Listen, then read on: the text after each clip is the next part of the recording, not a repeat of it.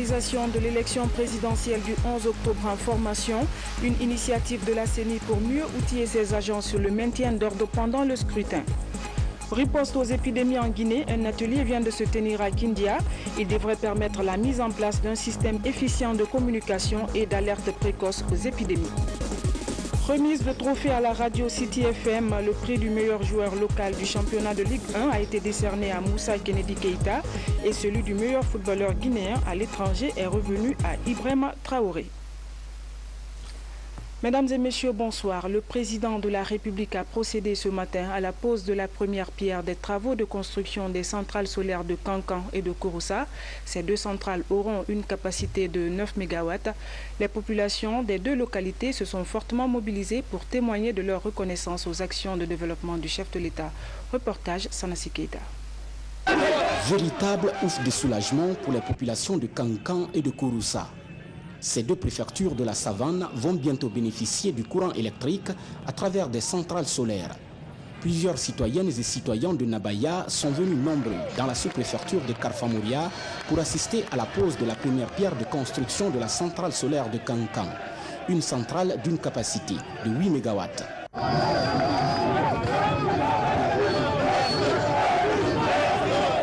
Juste après la ville de Kankan, le président de la République a pris la direction de Kouroussa. Kouroussa, où professeur Alpha Condé est venu également procéder à la pose de la première pierre de construction d'une autre centrale solaire. Une centrale solaire d'une capacité d'1 MW. C'est centrale d'énergie solaire parce que, vous savez, on a eu beaucoup de problèmes avec les centrales thermiques. Souvent, les gens volent le gasoil et souvent, il y a un manque. Donc, avec l'énergie solaire, on n'aura plus ce problème et Kouroussa aura le courant en permanence et ça coûtera aussi moins cher à l'État. Ces deux centrales solaires d'une capacité de 9 MW vont être réalisées par la société coréenne Hyundai Pecos. Le coût global pour la réalisation de ce projet d'électrification des villes de Kankan et de Kouroussa est de 43 986 600 $ américains. Le climat des affaires s'est nettement amélioré dans notre pays. Le gouvernement a expliqué cette performance aux hommes d'affaires nigérians au cours d'un cocktail. L'objectif était de présenter les opportunités d'investissement dans notre pays. Reportage Ibrahima Keita. C'est une rencontre d'échange, de partenariat entre les hommes d'affaires guinéens, nigériens et le gouvernement autour du monde des affaires et des conditions d'investissement sur le territoire national. Dans sa présentation, le ministre d'État chargé de l'investissement et du partenariat public-privé a mis l'accent sur les efforts du gouvernement dans l'amélioration du climat des affaires en Guinée. Pour Ibrahima Kassori Fofana, le pays vient de loin. Si, durant la Deuxième République, 12 unités industrielles ont été créées sous la conduite du professeur Alpha Condé et à moins de 3 ans, 62 unités industrielles ont vu le jour. Pour le ministre d'État, en 2010, les indicateurs de croissance étaient négatifs, appuyés par un endettement de l'État, avec à la clé un déficit des finances publiques. À cela s'ajoute une inflation qui était de 21,5. Pour Ibrahima Kassori Fofana, tout cela est du passé. Le pays, selon le ministre d'État, a retrouvé sa stabilité économique grâce à une nouvelle vision et une rigueur dans la gestion, de la maîtrise de l'inflation au secteur agricole en passant par la mise en place du Conseil supérieur de la magistrature, à la valorisation des salaires, les réformes du système éducatif jusqu'à la réforme de l'armée et des services de sécurité. Le ministre d'État chargé de l'investissement et du partenariat public-privé a présenté un tableau qui a rassuré les hommes d'affaires nigériens et guinéens. Pour les hommes d'affaires nigériens, la Guinée est sur la voie et les hommes d'affaires de son pays sont prêts à investir en Guinée. Mais le plus important selon lui est la tenue de l'élection présidentielle dans la paix et la quiétude. Et c'est surtout pour un message de paix et de stabilité. Voilà pourquoi son président, Bouhari, lui a demandé de venir ici en Guinée, avec un message qu'il ne peut y avoir qu'un seul gagnant, la démocratie. Ce n'est pas la violence. Maintenant, Ebola est derrière nous. Maintenant, le challenge que nous avons, c'est le développement. C'est de prendre notre peuple d'un état de pauvreté à un avancement où l'on sort de la pauvreté, où l'on sort de la malnutrition. Le président de la République, professeur Alpha Condé, en s'adressant aux hommes d'affaires des deux pays, a tout d'abord souhaité le partenariat public-privé pour une complémentarité afin de permettre à la Guinée de concrétiser son ambition d'être le grenier de l'Afrique.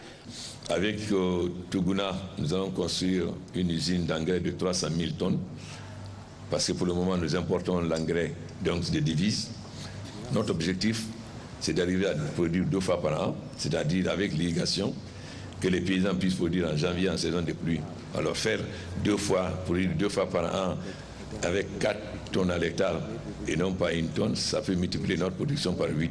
C'est-à-dire largement au-dessus de la consommation de l'Afrique de l'Ouest pour que nous devions exportateurs. Pour la relance des unités industrielles, professeur Alpha Condé, là aussi, a lancé un appel. Ici, avec la coopération avec une société espagnole, nous sommes en train de mettre en place une société pour une usine d'alimentation de bétail. Nous avons commencé avec Tuguna, mais avec l'ouverture du capital à des Guinéens. C'est la même chose pour l'usine d'alimentation de bétail. Ça sera en partenariat avec les Espagnols, l'État guinéen et des Guinéens. La même chose pour l'usine d'engrais, ça sera en partenariat avec la Guinée, Tuguna et des partenaires guinéens. Donc, nous avons aussi l'intention de relancer rapidement l'usine d'essence de fleurs à Labé. Nous voulons relancer l'usine de thé de Massanta. Nous avons déjà des personnes qui sont intéressées, mais nous ne souhaitons pas que l'usine soit prise par un seul Guinéen. Nous voulons plutôt que ce soit une association. C'est la même chose pour l'usine de Gali de Dabola et l'usine de canne à sucre à Banya. Nous souhaitons développer ce qui part à Lola, à Bela, à Zérekoré, à Massanta, mais aussi en Basse-Guinée. Le secteur de l'électricité étant le point fondamental de tout développement industriel, le président de la République, professeur Alpha Condé, a rassuré les hommes d'affaires présents à la rencontre. À Swapiti, nous le faisons avec le financement Exim Bank en partie, mais avec la participation d'Abu Dhabi, de Soros et d'un fonds souverain américain pour que le barrage soit construit à la fois par les Chinois, les Américains et aussi Abu Dhabi. Ce cocktail d'échange a donc permis aux hommes d'affaires des 2 pays de rapprocher leurs points de vue pour un futur partenariat gagnant-gagnant. Investir dans le secteur de l'énergie, c'est la nouvelle ambition affichée par le président directeur général de la banque UBA. Tony Oulemelou a exprimé cette volonté lors d'un entretien que lui a accordé le chef de l'État, professeur Alpha Condé, au Palais Serotoria. Compte rendu, Sanassi Keita. Les entretiens entre le chef de l'État et le président directeur général de UBA ont porté sur les possibilités d'investissement en Guinée. Tony Oulemelou a tout d'abord félicité professeur Alpha Condé pour ses efforts consentis dans la lutte contre la maladie à virus Ebola. Mon objectif était de venir féliciter le président parce que depuis le Nigeria, nous avons beaucoup de respect pour lui. Nous avons vu tout ce qu'il a fait dans le cadre de la transformation de ce pays-là, sa foi en la jeunesse, mais aussi sa lutte contre l'épidémie à virus Ebola qui nous a touchés. Le président directeur général de UBA a témoigné de sa volonté au président de la République d'investir en Guinée dans le domaine de l'énergie. Et l'une des choses que nous avons le plus apprécié en Guinée, c'est essentiellement la possibilité d'avoir un guichet unique où on peut traiter tous les problèmes liés à nos investissements. Et je suis très intéressé en particulier à investir dans le secteur énergétique en Guinée. Le président directeur général de UBA rentre satisfait de cet entretien avec l'espoir surtout de revenir apporter sa part de contribution dans le domaine de l'énergie pour assouvir les nombreuses aspirations des populations. Autre aspect de l'actualité nationale, les travaux statutaires du Conseil économique et social ont été ouverts ce mardi. Organe consultatif du gouvernement, le CES devra pendant ces travaux se pencher sur des questions d'intérêt national tout en faisant des propositions concrètes d'amélioration des conditions de vie du Guinéen. La synthèse avec Robert Siditono. Deuxième session ordinaire 2015 de l'Assemblée plénière du Conseil économique et social. Elle devrait permettre à cette institution constitutionnelle d'orienter ses travaux, mais surtout concevoir et appliquer un calendrier de rencontres périodiques entre le président de la République et les autres présidents des institutions. Au cours de la présente session, nous procéderons à la révision des textes fondamentaux du Conseil économique et social contenu dans la loi organique numéro 91-04 CTRN, ainsi que du règlement intérieur du Conseil en vue de leur soumission à l'Assemblée nationale pour leur examen et adoption. Le CES, pendant cette session, se penchera sur quelques thèmes d'actualité tels que la problématique de l'exode rural, la migration des jeunes guinéens et autres africains vers l'Europe notamment, le problème crucial de la circulation urbaine à Conakry ainsi que l'examen des possibilités d'orientation du Forum national des Guinéens de l'étranger. Une occasion mise à profit par le ministre chargé des relations avec les institutions républicaines de rappeler le sens des responsabilités des membres du CES au cours des travaux. Il s'agit essentiellement pour votre Assemblée de se pencher avec diligence et très rapidement sur la loi organique qui la régit ainsi que sur le règlement intérieur qui sont tous les deux largement dépassés par l'évolution des institutions constitutionnelles en Afrique et dans le monde. À cet égard, je crois fermement qu'on peut faire confiance en votre esprit novateur quant à l'avenir du Conseil économique et social qui doit se mettre au niveau des institutions similaires en Afrique et dans le monde. Votre attention ne manquera pas, certainement, de porter sur le point concernant sa composition actuelle, qui, avec 45 membres, ne correspond plus aux réalités des différentes pistes qui conduisent au développement économique et social de la Guinée. Ces travaux s'ouvrent à quelques jours de la tenue de l'élection présidentielle en Guinée. Le CES entend s'impliquer pour un scrutin apaisé, transparent et accepté de tous. Sécurité, une loi vient d'être adoptée devant pallier les nombreux manquements enregistrés ces dernières années dans le maintien d'ordre public en Guinée. Le ministre de l'Intérieur l'a annoncé hier lundi devant la presse. C'est une loi qui rappelle et les forces de sécurité et les manifestants à l'ordre dans tout ce qu'ils doivent jouer comme rôle lors des manifestations. Compte rendu à Karim Kamara. Tout porte à croire que dans un état de droit, la liberté de manifester doit être garantie. Une garantie qui nécessite la force publique à l'avantage de tous. Lundi, devant la presse, le ministre de l'Intérieur annonce qu'en Guinée, une nouvelle loi du maintien de l'ordre vient d'être adoptée. Pour Mahmoud Cissé, les forces de police et de gendarmerie ne doivent pas faire de dérive dans le maintien de l'ordre. C'est tout bénéfice pour notre pays que d'être doté d'une loi qui permette désormais de juger les forces de l'ordre dans leurs actions. Ce qu'elles peuvent faire et ce qu'elles ne peuvent pas faire. Cette loi sur le maintien de l'ordre a été adoptée le 2 juin dernier. Le ministre Cissé estime qu'elle vient combler un grand vide juridique en la matière et sera appliquée à la lettre. Il n'y a pas de raison que des gens se permettent de créer le désordre pour rien. Une chose est sûre, c'est que le pays est doté d'une loi sur le maintien de l'ordre. Cette loi sera appliquée dans toute sa rigueur envers ceux-là qui se rendraient coupables de quelque violation que ce soit. Nous sommes un pays qui a pris son envol pour un développement accéléré et équilibré. Il faudrait que ce cap soit gardé, maintenu, coûte que coûte, parce que le peuple n'a besoin que de paix, que de sécurité, que de développement. Pour l'élection présidentielle du 11 octobre 2015, le ministre affirme que toutes les dispositions sécuritaires sont déjà prises.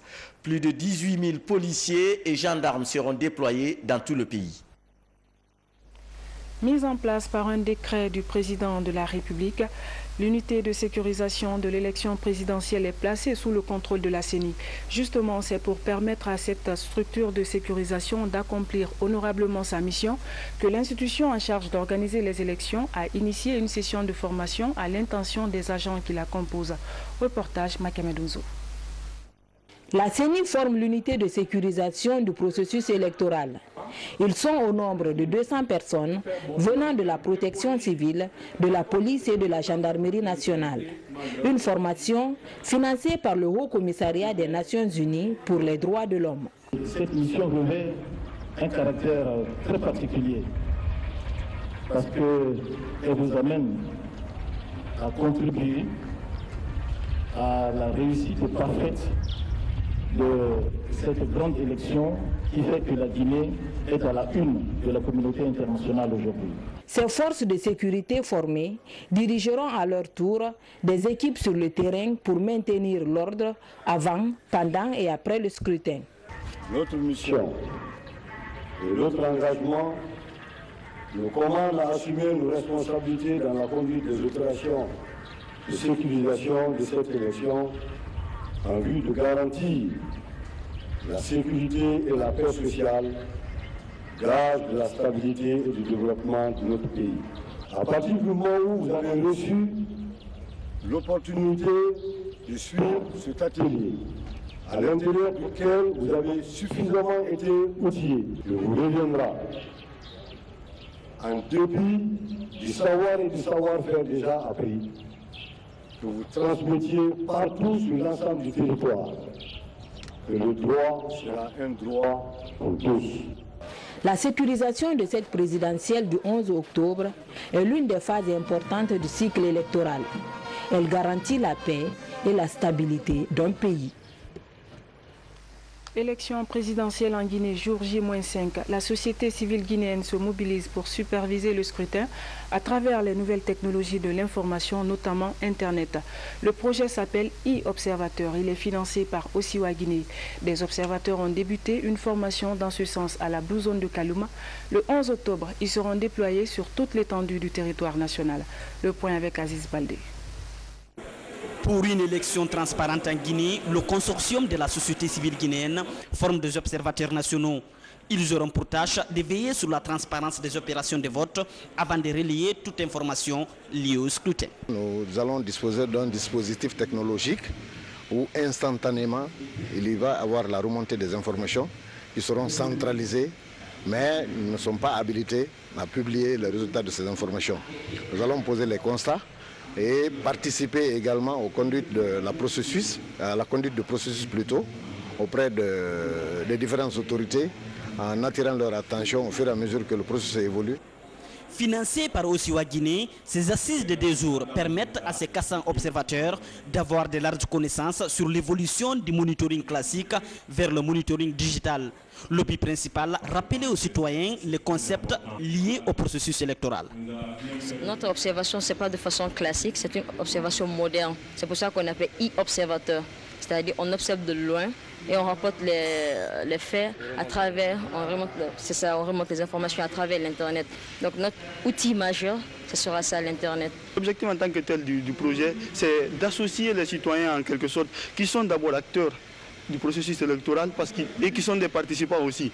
Et nous avons observé que les conséquences du processus électoral, généralement, les citoyens, quand il y a crise, sont les premiers à le ressentir. Donc le fait d'impliquer ces citoyens-là dans cette gestion permet en quelque sorte d'écarter la violence et d'aller dans un processus électoral plus apaisé et plus transparent. Ces participants seront déployés sur toute l'étendue du territoire national, avec pour mission principale veiller sur la transparence des opérations sur le terrain. Clôture à Kindia de l'atelier d'élaboration d'un plan de communication de riposte aux épidémies en Guinée. Il a été organisé par la Coordination nationale de lutte contre Ebola et financé par l'UNICEF. La rencontre devrait permettre la mise en place d'un système efficient de communication et d'alerte précoce aux épidémies en Guinée. Cheikh Sanoussi Sanko. 3 jours de travaux ont permis à l'ensemble des acteurs de riposte à Ebola de porter un regard dans le rétroviseur pour tenter de redresser la barre en corrigeant toutes les imperfections durant ces 2 dernières années sur le plan de la communication. Pour la Coordination nationale de riposte à Ebola, la leçon tirée de cet atelier permet de se repositionner contre toutes sortes d'épidémies en Guinée. La rencontre de Kindia a 2 objectifs. Premièrement, il faut tirer les leçons de ce qui s'est réellement passé en matière de communication. Et deuxièmement, il faut proposer des stratégies pour ne plus que ces erreurs-là arrivent. À partir d'ici, on a élaboré une feuille de route qui permettra de mailler tout le territoire, mettre en place non seulement les acteurs de la communication, mais aussi les infrastructures. Et c'est à cela que je remercie les partenaires parce qu'ils se sont engagés à appuyer le gouvernement guinéen. Cet atelier de Kindia avait pour objectif général la mise en place d'un système efficient de communication pour l'alerte précoce et le contrôle rapide de toute épidémie en République de Guinée. Et puis, la Direction générale de la Caisse nationale de sécurité sociale informe les pensionnés de la zone spéciale de Conakry ainsi que les agences de Matam, Ratoma et Matoto du paiement des pensions de l'échéance du 1er octobre 2015 à partir du mercredi 7 octobre 2015. Les retraités payés par virement bancaire pourront se présenter au guichet de leur banque et agences respectives à compter du jeudi 15 octobre 2015. La présence physique de chaque pensionné muni de sa carte de retraité et de sa carte d'identité nationale est obligatoire. 16 jeunes cadres guinéens viennent de terminer une formation à Abu Dhabi. Ils ont bénéficié d'un stage financé par Guinea Alumina Corporation. Ce matin, face à la presse, la société a présenté son nouveau projet. Compte rendu, Kiano Maroufba, Sédou Bandiaï. Accompagner les jeunes Guinéens pour une meilleure qualification professionnelle, c'est le souhait de la société Guinea Alumina Corporation. L'année dernière, le projet a fait renforcer les capacités de 17 jeunes aux Émirats Arabes Unis. Sélectionnés sur concours, les premiers lauréats de cette formation comptent mettre leur expérience au service de la nation. J'ai bénéficié d'un programme très ambitieux pour un développement professionnel de niveau international, pour un jeune ambitieux comme moi, je dirais. Et je suis vraiment très content et je me sens un professionnel aguerri aujourd'hui parce que le programme dont j'ai bénéficié, il est vraiment extraordinaire et sincèrement je le recommanderais à tout jeune Guinéen. Au compte la seconde phase du projet, 20 jeunes sélectionnés vont suivre à leur tour une formation aux Émirats Arabes Unis pour vulgariser ce programme de renforcement des capacités et de transfert de compétences. La société présente ce nouveau projet aux médias. Alors l'enjeu de ce programme, c'est que vous imaginez un projet de cette envergure qui nécessite une large panoplie de compétences, aussi bien dans des compétences techniques que commerciales, que managériales. Donc nous avons besoin pour le succès d'un tel projet d'avoir des employés, une main-d'œuvre qualifiée pour pouvoir mettre en œuvre ce projet. Ça c'est un aspect. L'autre aspect, c'est que nous avons aussi, en développant un projet de cette envergure, nous avons la volonté de voir des Guinéens bénéficier de ces retombées en termes d'emploi. Lorsque vous avez des emplois qui nécessitent de certaines qualifications, si les Guinéens n'ont pas ces qualifications, on sera obligé d'importer de la main-d'œuvre. Donc c'est aussi le deuxième enjeu de ce projet. Donc nous allons pendant une dizaine d'années envoyer chaque année des jeunes Guinéens en formation, mais je dirais plutôt en stage dans les entreprises du groupe aux Émirats Arabes Unis. Évoluant dans le secteur minier avec à son compte une raffinerie d'aluminium à Sangaredi, la société Guinea Alumina Corporation souhaite participer au développement de la Guinée. Remise de trophée à la radio City FM. Il s'agit du prix du meilleur joueur local du championnat de Ligue 1. Il a été décerné à Moussa Kennedy Keita et celui du meilleur footballeur guinéen évoluant à l'étranger est revenu à Ibrahima Traoré. Moussa Bangoura revient sur les critères de choix.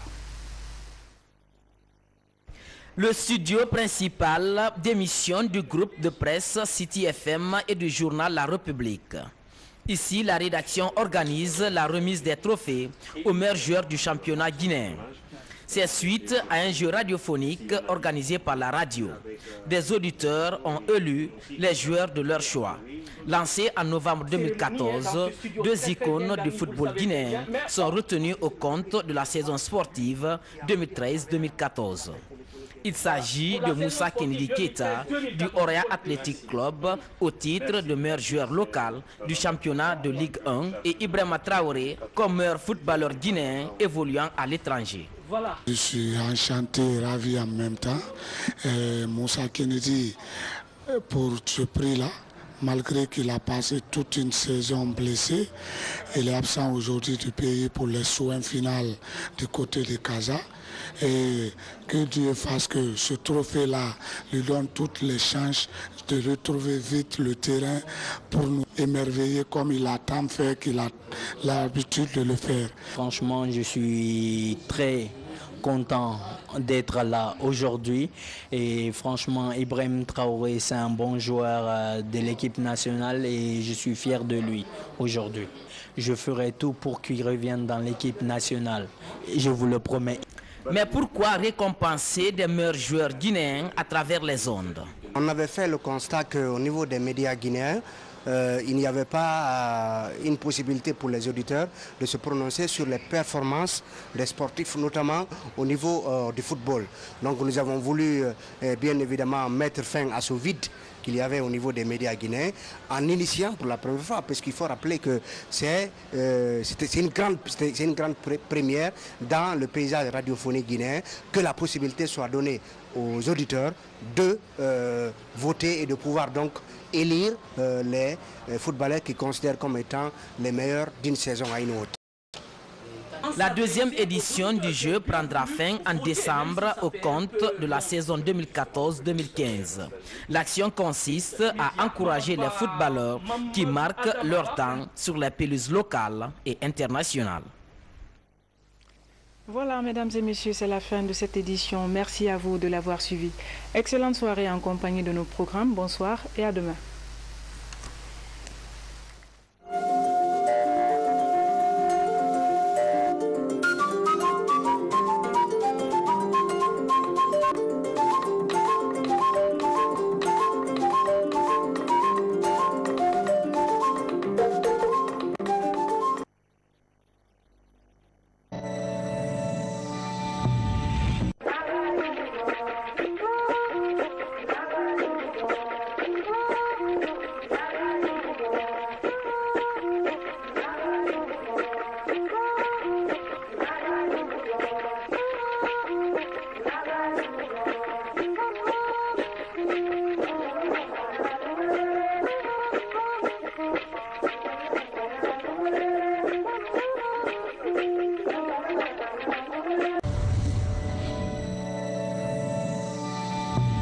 Avis de décès.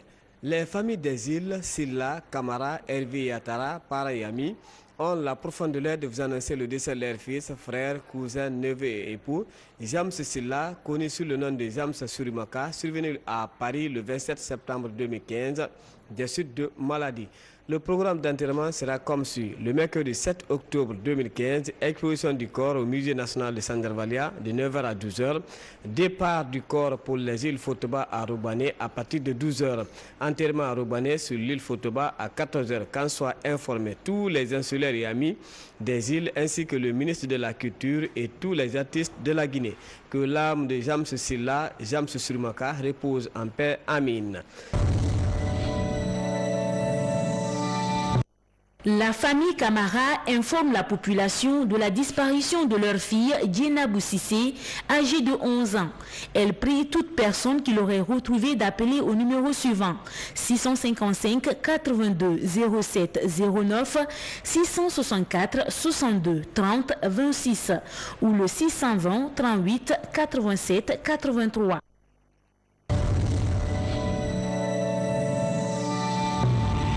Les familles Bangoura, Fouinké, Tal, Gallo et Allié vous remercient d'avoir comparti à l'ordre de lors du décès de leur époux, cousin, oncle, colonel Mamadba Bangoura, décédé le 7 octobre 2014 à Conakry et vous informe par la même occasion que son sacrifice annuel aura lieu le mercredi 7 octobre 2015 à 14h à son domicile.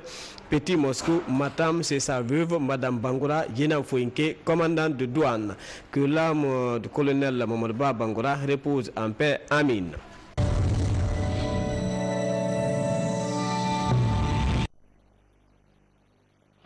La famille Diallo informe la population de la disparition de leur fils, M. Mamadou Seydou Diallo, depuis le lundi 5 octobre 2015, dans les environs de 11h30. Elle prie toute personne qui l'aurait retrouvé d'appeler au numéro suivant, au 654 20 59 20, ou le 622 34 81 09, ou encore le 620 61 20 20.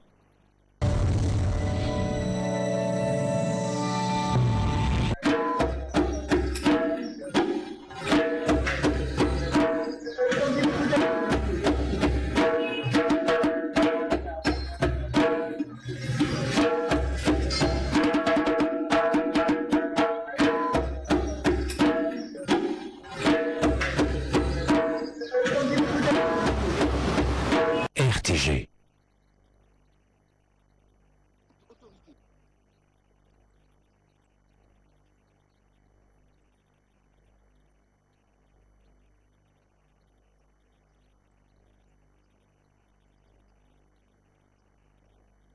de la communication pour une élection transparente, libre, équitable. National des Guinéens de l'étranger, une occasion mise à profit par le ministre chargé des relations avec les institutions républicaines de rappeler le sens des responsabilités des membres du CES au cours des travaux. Il s'agit essentiellement pour votre Assemblée de se pencher avec diligence et très rapidement sur la loi organique qui la régit, ainsi que sur le règlement intérieur, qui sont tous les deux largement dépassés par l'évolution des institutions constitutionnelles en Afrique et dans le monde. À cet égard, je crois fermement qu'on peut faire confiance en votre esprit novateur quant à l'avenir du Conseil économique et social qui doit se mettre au niveau des institutions similaires en Afrique et dans le monde. Votre attention ne manquera pas, certainement, de porter sur le point concernant sa composition actuelle, qui, avec 45 membres, ne correspond plus aux réalités des différentes pistes qui conduisent au développement économique et social de la Guinée. Ces travaux s'ouvrent à quelques jours de la tenue de l'élection présidentielle en Guinée. Le CES entend s'impliquer pour un scrutin apaisé, transparent et accepté de tous. Sécurité, une loi vient d'être adoptée devant pallier les nombreux manquements enregistrés ces dernières années dans le maintien d'ordre public en Guinée. Le ministre de l'Intérieur l'a annoncé hier lundi devant la presse. C'est une loi qui rappelle et les forces de sécurité et les manifestants à l'ordre dans tout ce qu'ils doivent jouer comme rôle lors des manifestations. Compte rendu à de Karim Kamara. Tout porte à croire que dans un état de droit, la liberté de manifester doit être garantie. Une garantie qui nécessite la force publique à l'avantage de tous. Lundi, devant la presse, le ministre de l'Intérieur annonce qu'en Guinée, une nouvelle loi du maintien de l'ordre vient d'être adoptée. Pour Mahmoud Cissé, les forces de police et de gendarmerie ne doivent pas faire de dérive dans le maintien de l'ordre. C'est tout bénéfice pour notre pays que d'être doté d'une loi qui permette désormais de juger les forces de l'ordre dans leurs actions. Ce qu'elles peuvent faire et ce qu'elles ne peuvent pas faire. Cette loi sur le maintien de l'ordre a été adoptée le 2 juin dernier. Le ministre Cissé estime qu'elle vient combler un grand vide juridique en la matière et sera appliquée à la lettre. Il n'y a pas de raison que des gens se permettent de créer le désordre pour rien.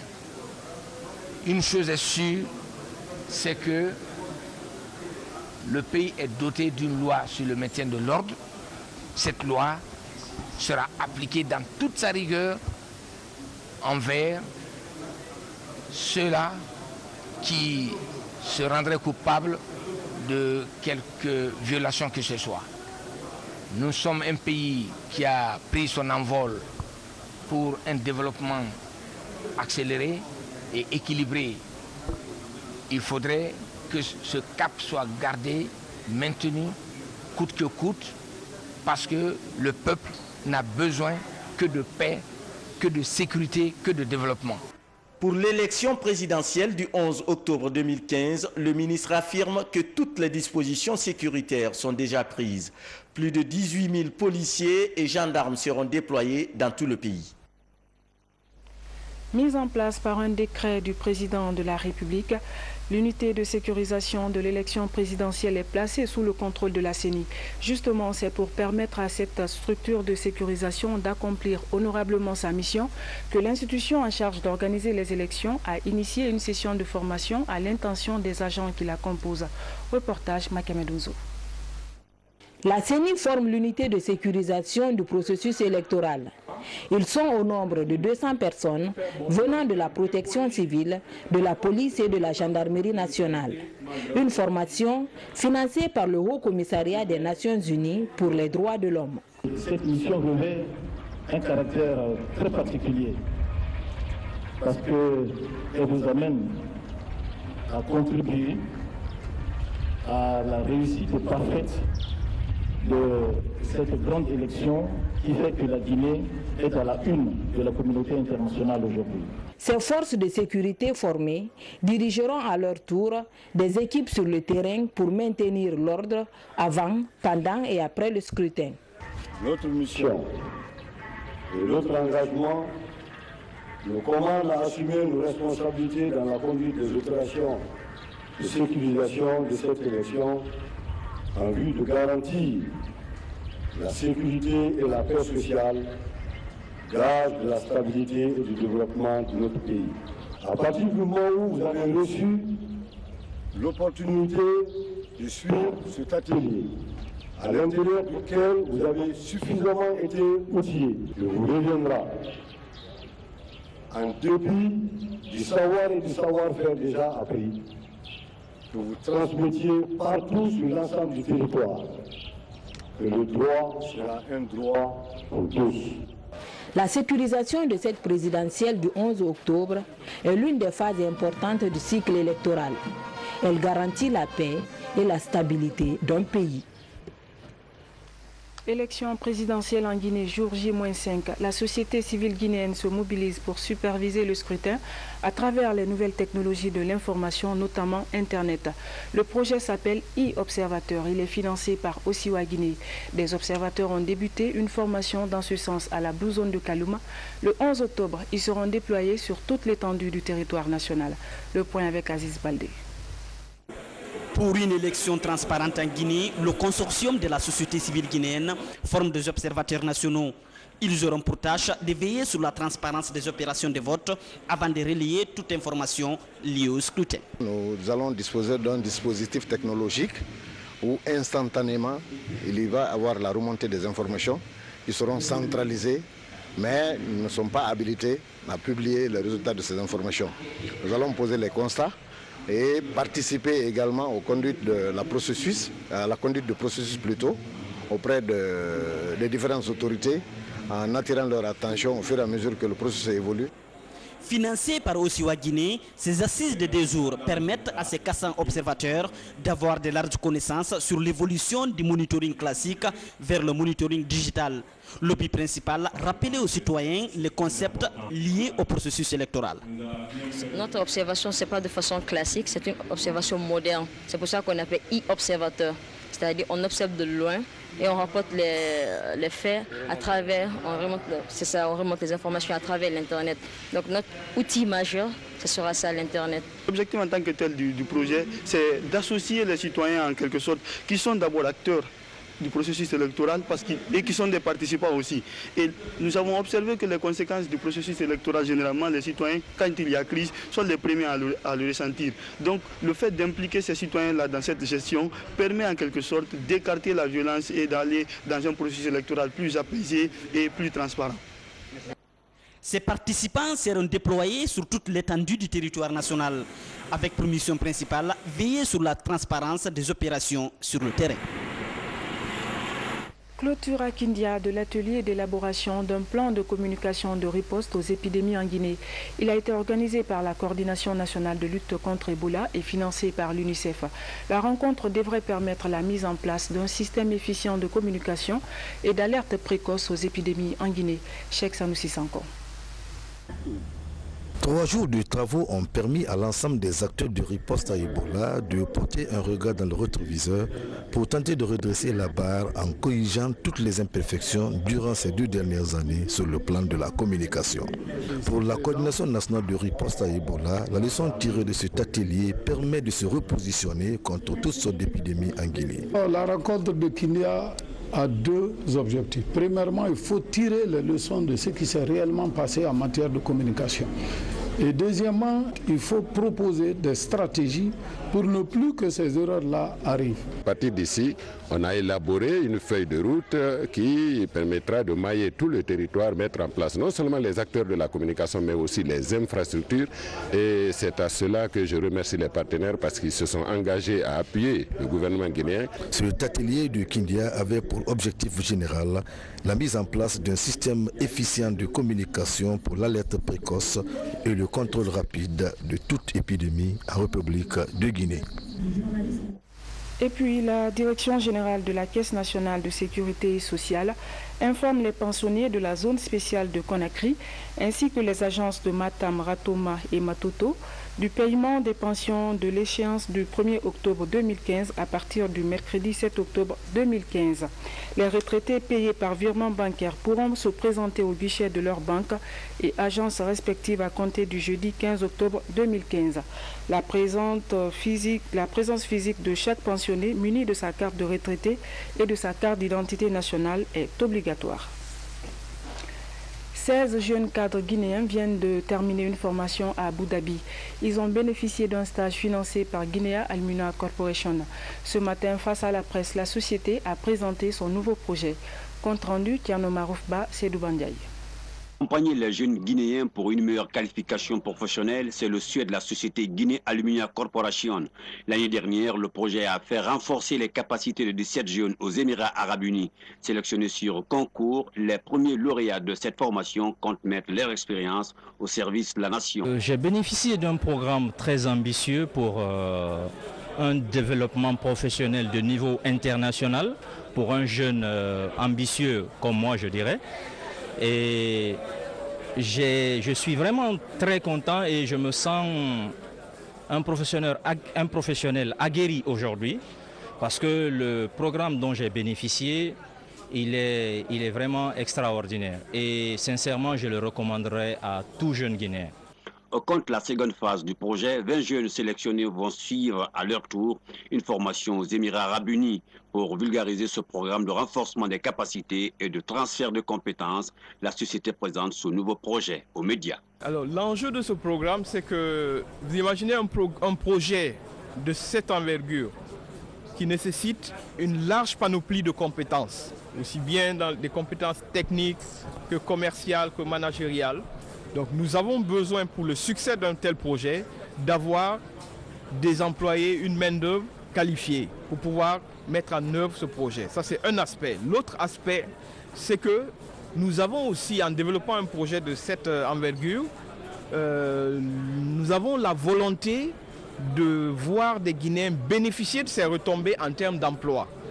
Lorsque vous avez des emplois qui nécessitent de certaines qualifications, si les Guinéens n'ont pas ces qualifications, on sera obligé d'importer de la main-d'œuvre. Donc c'est aussi le deuxième enjeu de ce projet. Donc nous allons pendant une dizaine d'années envoyer chaque année des jeunes Guinéens en formation, mais je dirais plutôt en stage dans les entreprises du groupe aux Émirats Arabes Unis. Évoluant dans le secteur minier avec à son compte une raffinerie d'aluminium à Sangaredi, la société Guinea Alumina Corporation souhaite participer au développement de la Guinée. Remise de trophée à la radio City FM. Il s'agit du prix du meilleur joueur local du championnat de Ligue 1. Il a été décerné à Moussa Kennedy Keita et celui du meilleur footballeur guinéen évoluant à l'étranger est revenu à Ibrahima Traoré. Moussa Bangoura revient sur les critères de choix. Le studio principal d'émission du groupe de presse City FM et du journal La République. Ici, la rédaction organise la remise des trophées aux meilleurs joueurs du championnat guinéen. C'est suite à un jeu radiophonique organisé par la radio.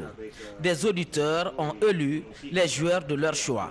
Lancés en novembre 2014, deux icônes du football guinéen sont retenus au compte de la saison sportive 2013-2014.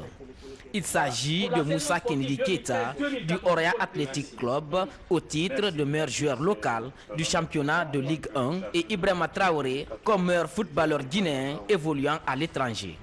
Je suis enchanté, ravi en même temps. Moussa Kennedy, pour ce prix-là, malgré qu'il a passé toute une saison blessé, il est absent aujourd'hui du pays pour les soins finales du côté de Casa. Et que Dieu fasse que ce trophée-là lui donne toutes les chances de retrouver vite le terrain pour nous émerveiller comme il a tant fait qu'il a l'habitude de le faire. Franchement, je suis très content d'être là aujourd'hui et franchement Ibrahima Traoré c'est un bon joueur de l'équipe nationale et je suis fier de lui aujourd'hui. Je ferai tout pour qu'il revienne dans l'équipe nationale, je vous le promets.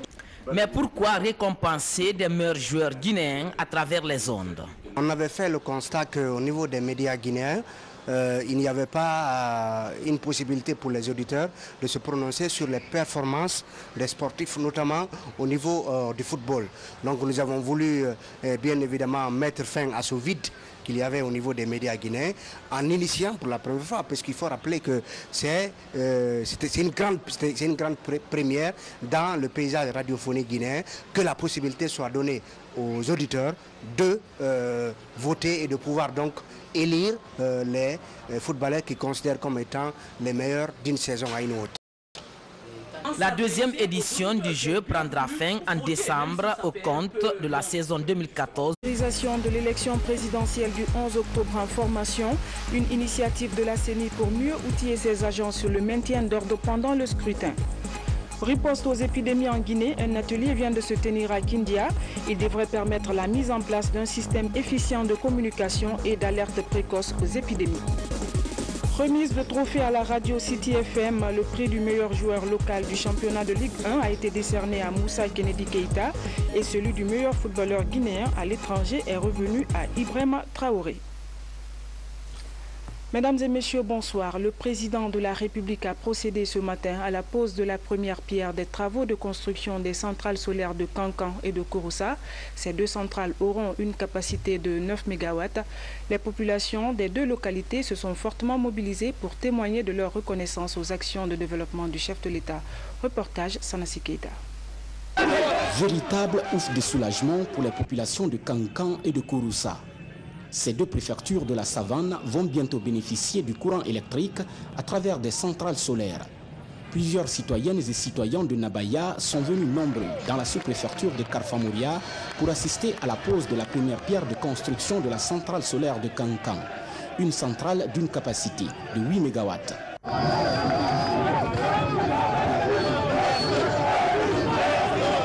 Juste après la ville de Kankan, le président de la République a pris la direction de Kouroussa. Kouroussa, où professeur Alpha Condé est venu également procéder à la pose de la première pierre de construction d'une autre centrale solaire. Une centrale solaire d'une capacité d'1 MW. C'est centrale d'énergie solaire parce que, vous savez, on a eu beaucoup de problèmes avec les centrales thermiques. Souvent, les gens volent le gasoil et souvent, il y a un manque. Donc, avec l'énergie solaire, on n'aura plus ce problème et Kouroussa aura le courant en permanence et ça coûtera aussi moins cher à l'État. Ces deux centrales solaires d'une capacité de 9 MW vont être réalisées par la société coréenne Hyundai Pecos. Le coût global pour la réalisation de ce projet d'électrification des villes de Kankan et de Kouroussa est de 43 986 600 $ américains. Le climat des affaires s'est nettement amélioré dans notre pays. Le gouvernement a expliqué cette performance aux hommes d'affaires nigérians au cours d'un cocktail. L'objectif était de présenter les opportunités d'investissement dans notre pays. Reportage Ibrahima Keita. C'est une rencontre d'échange, de partenariat entre les hommes d'affaires guinéens, nigériens et le gouvernement autour du monde des affaires et des conditions d'investissement sur le territoire national. Dans sa présentation, le ministre d'État chargé de l'investissement et du partenariat public-privé a mis l'accent sur les efforts du gouvernement dans l'amélioration du climat des affaires en Guinée. Pour Ibrahima Kassori Fofana, le pays vient de loin. Si, durant la Deuxième République, 12 unités industrielles ont été créées sous la conduite du professeur Alpha Condé et à moins de 3 ans, 62 unités industrielles ont vu le jour. Pour le ministre d'État, en 2010, les indicateurs de croissance étaient négatifs, appuyés par un endettement de l'État, avec à la clé un déficit des finances publiques. À cela s'ajoute une inflation qui était de 21,5. Pour Ibrahima Kassori Fofana, tout cela est du passé. Le pays, selon le ministre d'État, a retrouvé sa stabilité économique grâce à une nouvelle vision et une rigueur dans la gestion, de la maîtrise de l'inflation au secteur agricole en passant par la mise en place du Conseil supérieur de la magistrature, à la valorisation des salaires, les réformes du système éducatif jusqu'à la réforme de l'armée et des services de sécurité. Le ministre d'État chargé de l'investissement et du partenariat public-privé a présenté un tableau qui a rassuré les hommes d'affaires nigériens et guinéens. Pour les hommes d'affaires nigériens, la Guinée est sur la voie et les hommes d'affaires de son pays sont prêts à investir en Guinée. Mais le plus important selon lui est la tenue de l'élection présidentielle dans la paix et la quiétude.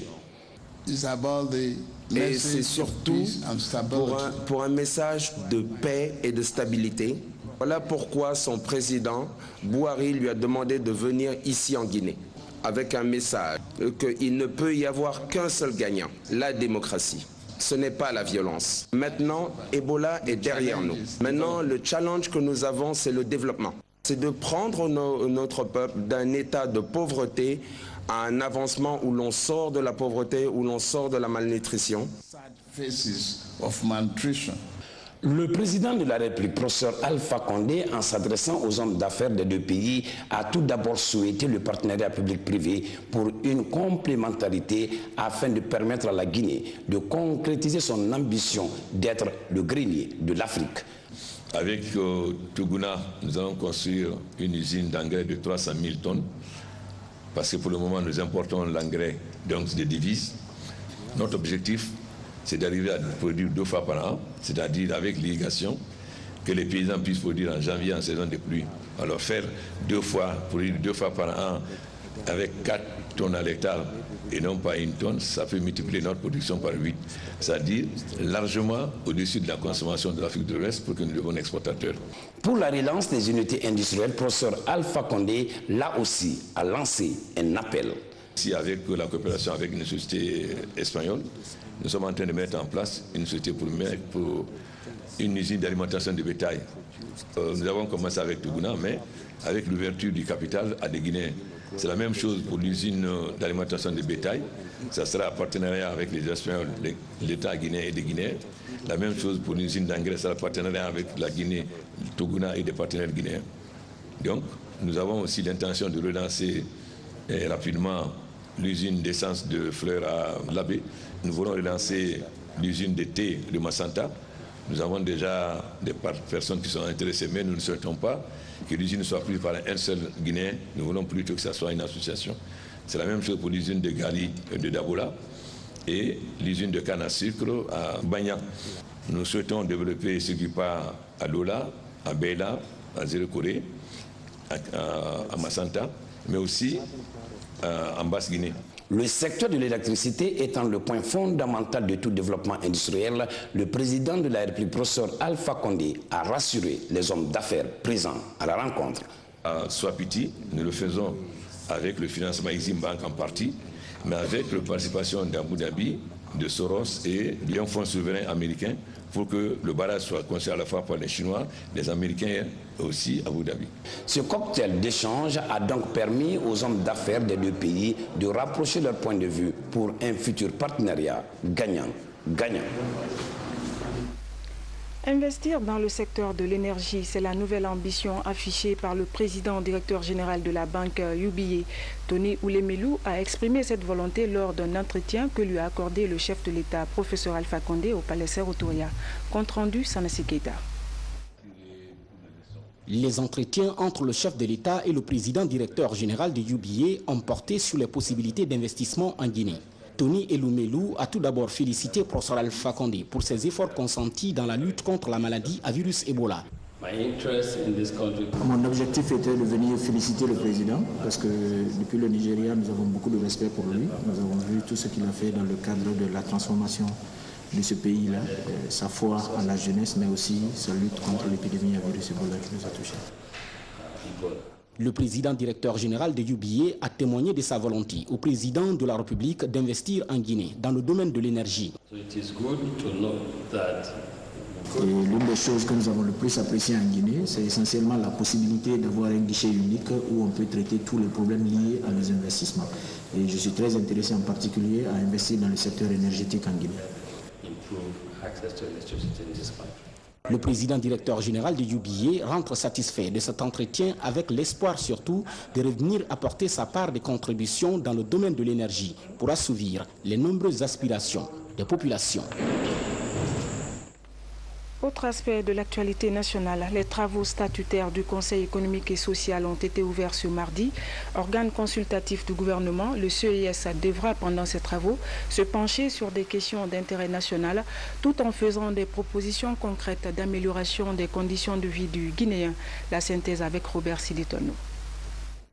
Deuxième session ordinaire 2015 de l'Assemblée plénière du Conseil économique et social. Elle devrait permettre à cette institution constitutionnelle d'orienter ses travaux, mais surtout concevoir et appliquer un calendrier de rencontres périodiques entre le président de la République et les autres présidents des institutions. Au cours de la présente session, nous procéderons à la révision des textes fondamentaux du Conseil économique et social contenu dans la loi organique numéro 91-04 CTRN, ainsi que du règlement intérieur du Conseil en vue de leur soumission à l'Assemblée nationale pour leur examen et adoption. Le CES, pendant cette session, se penchera sur quelques thèmes d'actualité tels que la problématique de l'exode rural, la migration des jeunes guinéens et autres africains vers l'Europe notamment, le problème crucial de la circulation urbaine à Conakry, ainsi que l'examen des possibilités d'orientation